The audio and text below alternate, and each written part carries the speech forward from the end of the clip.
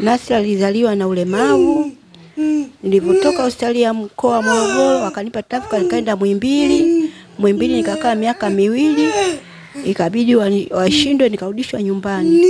Kurudi nyumbani nikaanza mazoezi, nikakutana na mzungu akanipa uongozi niende CBRT iko Msasani. Nimekaa miezi 6 na wao wakashindwa, nikarudi zangu nyumbani. Wakufanya sina, nikawa kwa mama lishe kuwasaidia. Ikabidi nimeshindikana, nika mimi mwenyewe najihangaisha kuuza biashara vya mama lishe, kurudi usiku, kuondoka usiku. Mjukuu wangu mlemavu hana mama wala baba. Mimi ndio baba, mimi ndio mama. Niwafungie mlango, nende nikatafute riziki wapate kula. Sina mtu wa kuangalia watoto. Kurudi kwangu jioni saa 1. Kutana na mama huyu anayefahamika kwa jina la Amina Azizi, mkazi wa Morogoro. Mama huyu anaishi na watoto 2 ambao wote wana ulemavu wa viungo, yani hawawezi kukaa, kusimama wala kutembea. Maisha yao ni kitandani tu. Mtoto mmoja ni wa mama huyu na mwingine ni mjukuu wake. Ni mambo mengi na mazito yanayomsibu mama huyu. Naye hapa anaeleza. Nimefukuzwa hapa, nateseka na watoto, kuhangaika na watoto. Na huyu kula kwake kwa shida, chakula yake kikubwa maziwa, uwezo wa kununulia maziwa sina. Kipato changu ni kidogo sana. Kwa naomba Tanzania wanisaidie. Mtazamaji wa Families Media, nikiripoti kutokea hapa mkoani Morogoro. Families Media leo hii tumekuja hapa maeneo ya Magorofani kuja kukutana na bibi ambaye anakumbwa na changamoto ya watoto wake ambao wote 2 ni walemavu. Mtoto mmoja ni mtoto wa mwanae ambaye alishatangulia mbele za haki miaka 2 iliyopita, lakini binti mmoja anayetambulika kwa jina la Nasra ambaye ni binti yake wa mwisho na pia ni mlemavu. Mama huyu anahangaika kuwalea watoto hawa akiwa peke yake, huku akiwafungia asubuhi na kwenda kutafuta riziki na kurudi saa 7 kwa ajili ya kuwapatia chakula na kurejea kwenda kutafuta na kurejea nyumbani saa 12. Leo hii Families Media tumefika hapa kwa ajili ya kufahamu ugumu wa maisha yanayopitia mama huyu na kufahamu changamoto nyingi ambazo zinamkuta mama huyu, kwani yeye ndo mama, yeye ndo baba.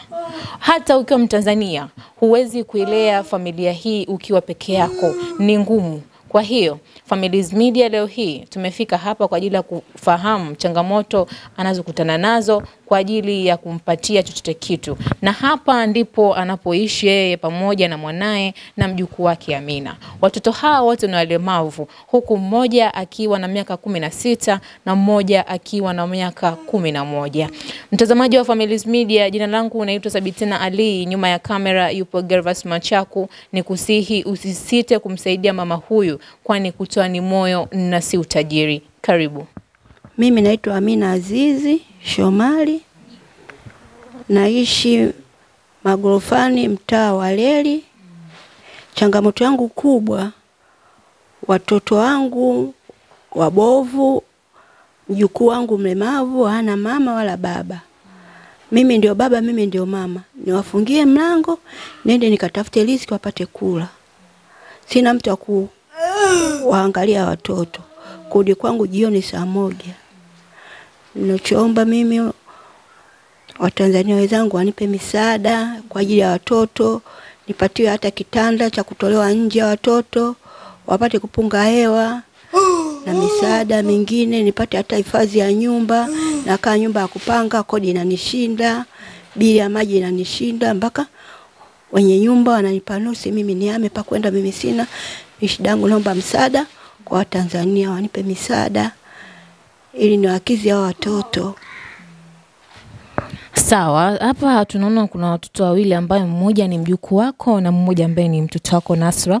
Sasa tungetamani utufafanulie, Nasra alizaliwa akiwa na changamoto hii ya ulemavu ama ulemavu mkuja kumkuta utu uzima? Nasra alizaliwa na ulemavu. Nilipotoka hospitali ya mkoa wa Morogoro wakanipa tafuka nikaenda Muhimbili. Muhimbili nikakaa miaka 2. ikabidi washindwe, nikarudishwa nyumbani. Kurudi nyumbani nikaanza mazoezi, nikakutana na mzungu akanipa uongozi niende CBRT iko Msasani. Nimekaa miezi 6 na wao wakashindwa, nikarudi zangu nyumbani. Wakufanya sina, nikawa kwa mamalishe kuwasaidia. Ikabidi nimeshindikana, mimi mwenyewe najihangaisha kuuza biashara vya mamalishe, kurudi usiku, kuondoka usiku. Kwa hiyo sina msaada aina yote, kwa ninachoomba msaada nipate kwa Tanzania ili nikizi kukata nyumbani biashara ndogo ndogo za nyumbani, ili nisende hata kule kuacha watoto na acha peke yao nafungia mlango. Ninachoomba msaada Tanzania wenzangu wanisaidie, na hata sehemu ya kujihifadhi nisaidiwe, maana hapa kodi mwenyewe inanishinda kuitoa. Wenyewe wananitaka chupa chao na mimi uwezo wa kupanga umenishinda sina.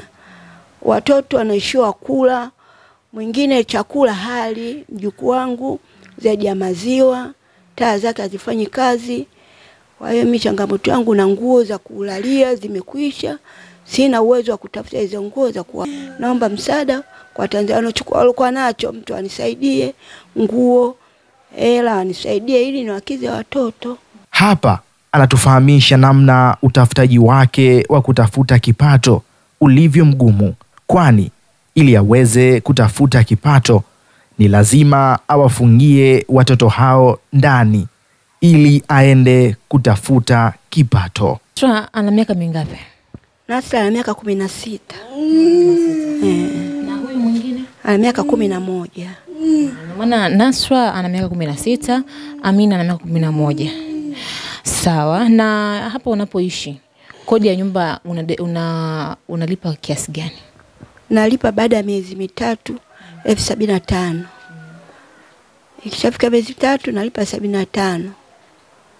Napokuwa inanishinda basi wenyewe pia niwape chumba chao ili wapangishe watu wengine. Pole sana. Na shughuli zako sasa kwa sasa ambazo unajishughulisha nazo kwa ajili ya kukizi mahitaji ya mwanao Nasra na mjukuu wako Halima, ni biashara ipi sasa ambayo sasa hivi unaenda kuifanya kwa ajili ya kupata chakula ili uweze kuwalisha hawa watoto? Napika mamalishe kilo 2, ndio nahangaika nipike ili nipate riziki ya kula watoto. Kwa hiyo natoka asubuhi nikapike chakula. Biashara yenyewe inakuwa ngumu, nakaa mpaka usiku saa 1 ndio narudi kuja kuwalisha watoto. Sina mtu wa kunilisha watoto zaidi ya mimi mwenyewe. Nirudi nije niwakizi watoto, nawafungia chumbani hapa, mimi niende zangu mjini kufanya biashara. Ina maana kuanzia asubuhi saa 12 unawafungia mlango mpaka muda wa kurudi nyumbani usiku, ama kuna muda unarudi kuja kuwalisha chakula? Narudi kwenye muda saa 7 ili niwalishe, nikiondoka ndio narudi saa 1 tena ya usiku. Maana unaondoka saa 12, saa 7 unarudi, saa 12 unarudi tena. Narudi tena nyumbani moja kwa moja. Na vipi sasa kwa upande wa sehemu unaofanyia biashara, ni changamoto zipi ambazo unakutana nazo?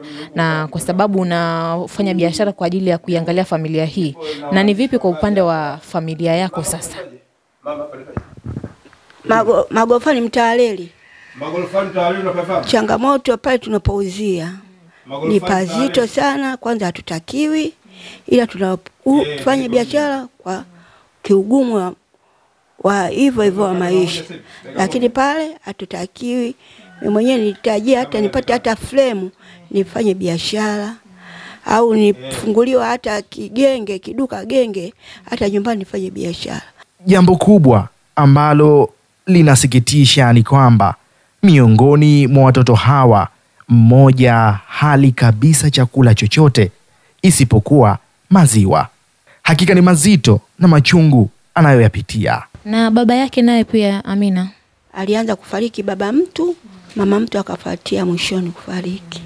Na ni tatizo gani sasa ambalo lilimkuta mwanao ambaye ndiye amekuachia mjukuu huyu Amina mpaka kufikiwa na umauti? Mamake alikufa ghafla, alilala usingizini. Kufika saa 9 aliamka, alijisaidia kwenye kopo. Kutoka hapo alipanda kitandani akawa anakuruza. Tukaona labda anaota, ikabidi tumuamshe. Mtu kila tukimwamsha amki. Ikabidi tumwangalie, tunaona kila tunapompeleka shingo inaenda vile vile. Basi ikabidi tuambie watu, tuambie huyu mbona kashakufa tayari. Basi ikabidi tumpeleke mochwari, kesho yake tukamstiri kumzika. Ina maana alikuwa usiku anafanya kama anaota? Alikuwa anaota kama alikuwa anakoroma. Kumbe alikuwa anahangaika na ile roho ilikuwa inatoka. Na ulikuwa unaishi naye hapa nyumbani? Naishi naye hapa nyumbani. Na marehemu umekutia hapa nyumbani. Ina maana kipindi cha nyuma Mama Amina ambaye Mama Amina alivyokuepo alikuwa unawaacha na watoto wote na kutafuta, ama ilikuwaje? Alikuwa yeye anabaki na watoto, mimi nilikuwa naenda kutafuta. Au siku zingine alikuwa yeye anaenda, mimi nabaki na watoto. Tulikuwa tunapeana zamu. Na hospitali walisema Mama Amina alikuwa na shida gani? Hospitali walimwangalia na vipimo vao, wakaona hajaona kitu, ikabidi wamfanyie operation, waangalie kwenye utumbo. Waangalia wakasema huyo hajakula kitu chochote kilicho mzuri, ila tu ahadi yake imefika. Basi tukatoa maiti, tukarudi nao nyumbani. Sawa, pole sana kwa matatizo yanayokukuta. Na je, vipi kwa upande wa ndugu? Je, kuna support yoyote ambayo anaitoa? Hamna support yoyote. Mimi mwenyewe ndio najikakamua nihangaike, wale nikikosa basi wanalala watoto. Sina support ya ndugu. Sawa, na ni ugumu gani sasa ambao huo unaupata katika haya maisha kwa upande wa kuangalia hawajukuu wako, wewe pia kama bibi, kama mama, kwa upande wa Nasra ni ugumu upi ambao unaupitia? Ugumu wa kwanza ni nguo zao za kuwekea matakoni. Nguo zimeisha, nguo hawana. Sabuni nahangaika, sabuni zao zinatakiwa sabuni za unga zile za kunukia. Nikifulia hivi nguo zinatoa harufu. Na ugumu wa kupata biashara, kupata hela inakuwa ni ngumu sana. Biashara kila siku inabaki. Narudi saa zingine siku ile siendi, msingi sina, nabaki kukaa nyumbani. Nihangaike nikaombe misaada ili nipate msingi, narudi tena mjini. Pole sana. Na vipi kwa upande wa wewe sasa, mume wako yupo wapi? Mimi mume wangu alikufa muda mrefu. Tangu ana mwaka mmoja. Alipata accident. Amefariki. Pole sana. Sasa ombi lako kwa Watanzania wanakutazama, unatamani usaidiwe nini? Mimi la kwanza nisaidiwe kitanda cha kuwatoa hawa nje. Na kitanda cha matairi ili watoke nje wapunge hewa. Na lingine nipate hata kibanda cha kukaa na watoto. Sio nyumba za kupanga, leo umetoka hapa mara umefukuzwa hapa. Nateseka na watoto, kuhangaika na watoto. Na huyu kula kwake kwa shida. Chakula yake kikubwa maziwa, uwezo kuwanunulia maziwa sina. Kipato changu ni kidogo sana.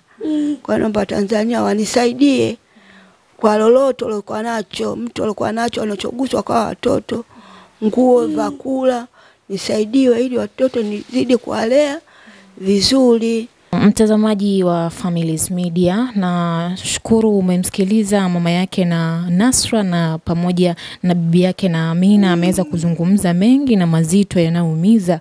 Hata kama ungekuwa wewe ni mzazi usingeweza. Haya mapito anayopitia mama huyu, kumlea mwanae mlemavu pamoja na mjukuu wake kwa wakati mmoja, huku yeye ndo mama, yeye ndo baba. Lakini vile vile unaweza kumsaidia kupitia nambari 0717538830. Unaweza kumsaidia kupitia nambari 0717538830. Jina linatoka Ramadhan. Jina linatoka Ramadhani Feluz. Ewe Mtanzania, usiyekuwa Mtanzania unaweza kumsaidia mama huyu chochote kitu, kwani kutoa ni moyo na si utajiri.